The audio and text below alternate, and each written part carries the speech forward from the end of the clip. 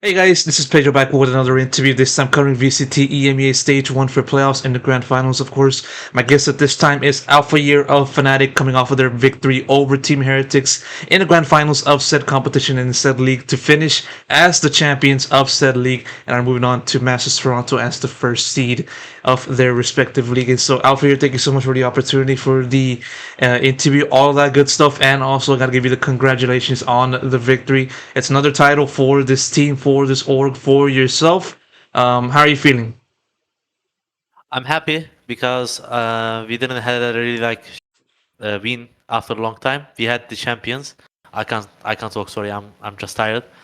And I'm happy for Kayak and Crash and actually the new coaches because they never win before regional trophy. So they were saying before the match as well, we want a regional trophy. And I also told them when we had a debrief, I said to them, we're gonna make it for you boys, and I'm happy for them actually because yeah, I mean I used to get it Europe trophy, but it's their first time, so I'm happy for them. No, definitely can sense the extra motivation that you guys had coming into this match against Heretics, and like it's a team. I'm talking about Heretics. It's a team that has shown to be a very formidable team, a very tough team, and a team that can kind of like bounce back in a great way after suffering from an early loss to a given team. Obviously talking about your team, you guys previously faced them a few days ago in the upper bracket finals, and you guys had that other chance to face them today. What do you feel has been the differences that the team has been doing in terms of preparation, in terms of like understanding how Heretics was going to like make their game plan, their tweaks, and all that stuff from a few days ago to today?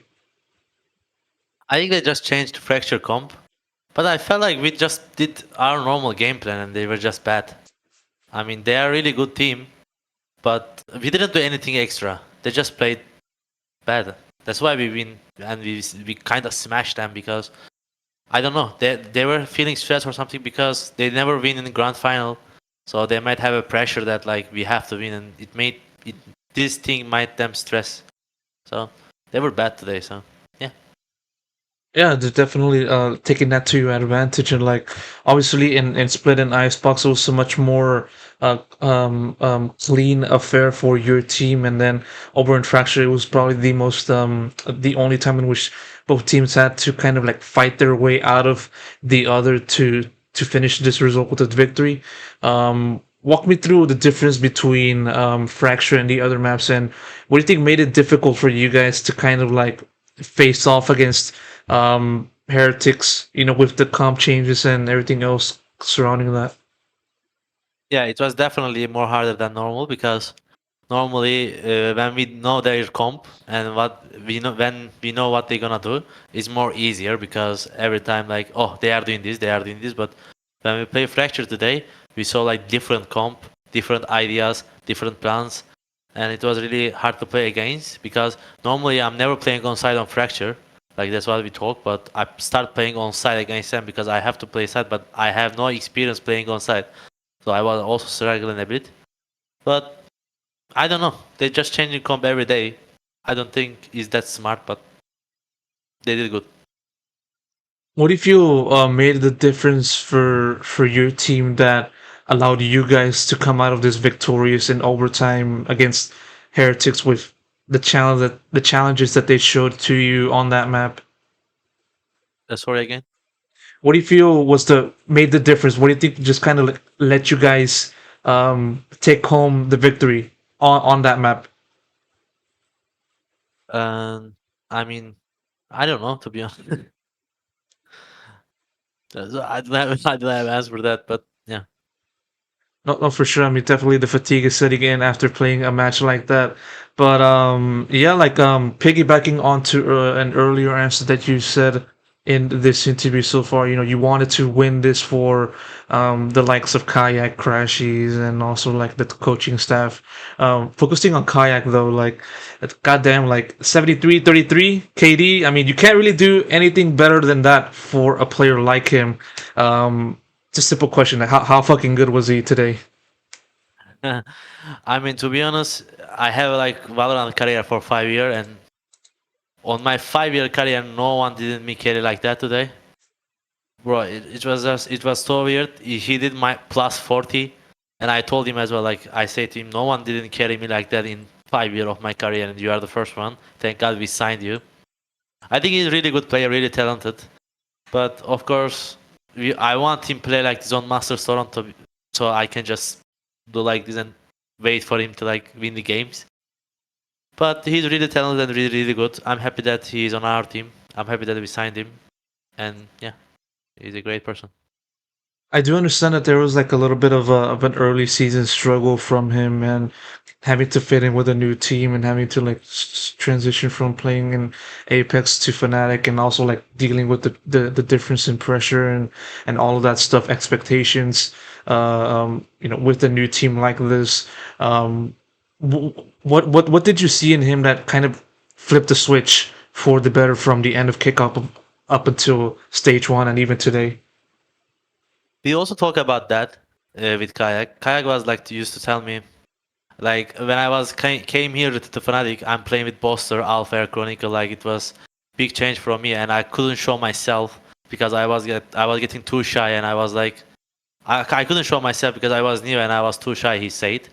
But after kickoff, he was like more in the team. He was like showing his personality more to us because he was like not shy anymore. And then right now he is a beast. Right now he's in the form as well. So he's in the team. He is feeling like we are a team. So perfect. Another thing that I want to ask you about in terms of comparison is like the comparison of this current team compared to the previous team, the team that you've been a part of for a few years now at this point. Now that you've been able to play a few matches under your belt with this new version with Crashies and Kayak, how does this version compare to the previous version with like Durka and Leo? To be honest, I don't see any different. I think Kayak is right now is like okay. I'm not flaming anyone, but I think I felt like Kayak is right now with this performance is better than Derke.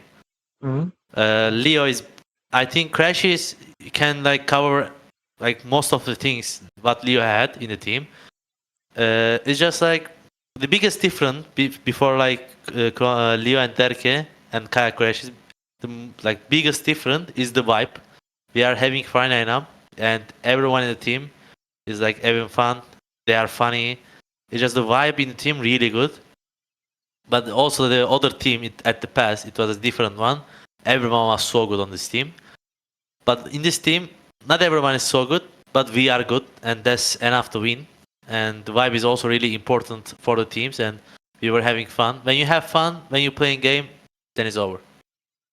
No, no, for sure. I definitely sense that difference in like atmosphere and the good vibes as you've been saying. Like you even stood up at the very end of the series and fracture. I think you pulled off a clutch at like the penultimate round, and just goes to show like not even your curse standing up from the chair can kind of like stop this team from achieving success. And so like um I now want to pivot over to the future real quick, and also like now looking at the road ahead, which is Masters Toronto, and as this team currently stands or about to approach that competition as the reigning EMEA champions. I want to ask you just sort of like where do you feel this team currently stands compared to the other teams that are going to be taking part in Canada in Toronto? Yeah, I'm just saying like our best gun is our vibe, and if we keep just vibing like that, and if we just keep having fun, I think we are really good. We are really in good spot, and everyone is right now in the player wise. Everyone is in the form right now. Everyone is just like playing Valorant every day, and they just used to play, and everyone is playing really good, and it's kind of surprising actually.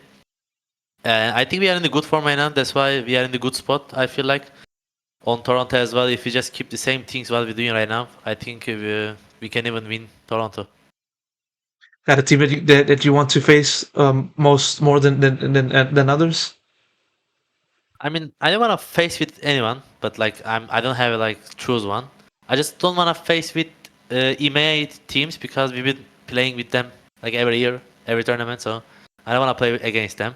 But if I'm gonna choose two team, I will say MIBR and G2 because all G2 players are my friend, and I'm really close to them, and it's gonna be like really fun match to play against them. And for MIBR, Aspas is my really close friend, and I would like to play against Aspas. I think he is also like one of the best players in the world, so it could be nice and fun. No, for sure. Definitely remembering that past history with those teams, so G2 and also like the past familiarity with us and so definitely looking forward to those matches if they are to happen in Canada. And so that's it. I'm going to wrap up the interview right here. Alfajer, thank you so much. Really do appreciate the time you're giving me for this conversation. Congrats on the title win and best of luck in the break and the road to Canada, man. Thank you. Thank you so much, man.